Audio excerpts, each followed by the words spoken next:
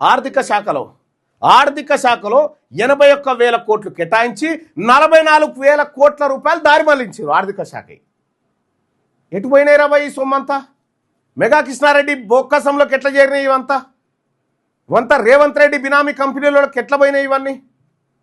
ఎటు పోతున్నాయి సొమ్ము ఇదంతా?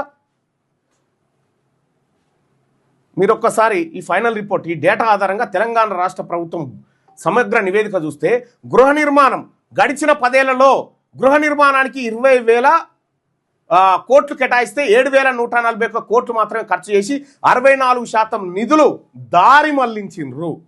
ఇప్పటిదాకా నేను చెప్పినటువంటి లెక్కలు ఇవి. ఇంకా కొన్ని శాఖలు కూడా ఉన్నాయి. ఆర్థిక శాఖ లెక్కలు ఇవి.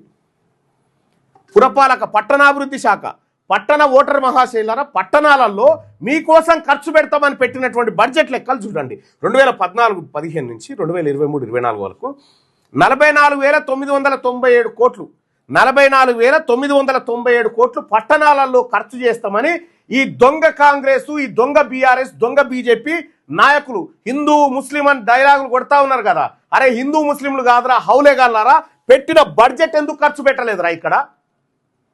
ఇక్కడ చేసిన ఖర్చు, మిగిల్చిన నిధులు, పట్టణాలు అంటే పట్టణాలలో ఉన్నటువంటి పేద వర్గాల సొమ్ము 18,556 కోట్లు మింగిన దొంగలు మీకు ఇది ఇస్తాం, మీకు ఇల్లు ఇస్తాం, మీరు మళ్ళా మా కోటేయండి అని చెప్తా ఉన్నారు. మీకు ఏది ఇయ్యరా నాయన? మీయే ఎత్తుకపోయి తినే దొంగల ముఠ ఇదంతా. రోడ్లు, భవనాలు, ఓడరేవులు, ఇందులో 17,000 కోట్ల రూపాయలు దారి మళ్లించారు. 17,000 కోట్ల రూపాయలు దొంగతనం ఒక రకంగా చెప్పాలంటే.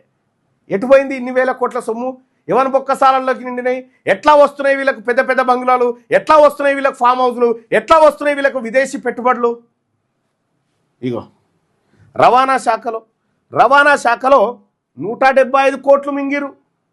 ఆర్టీసీ ఇప్పటికే నష్టాలలో ఉందంటే 175 కోట్లు ఆర్టీసీ సొమ్ము మింగిరు. మహిళా శిశు సంక్షేమం, వికలాంగుల సంక్షేమం, ఇక చూడండి, మహిళా శిశు సంక్షేమం, వికలాంగుల సంక్షేమం,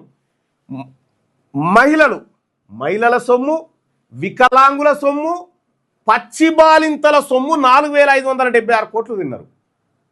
పచ్చి బాలింతల సొమ్ము 4,576 కోట్ల రూపాయలు ఈ కేసీఆర్, రేవంత్ రెడ్డి, కిషన్ రెడ్డి, ఈ రెడ్లు వెలమలు పంచుకొని తిన్న సొమ్ము ఇది.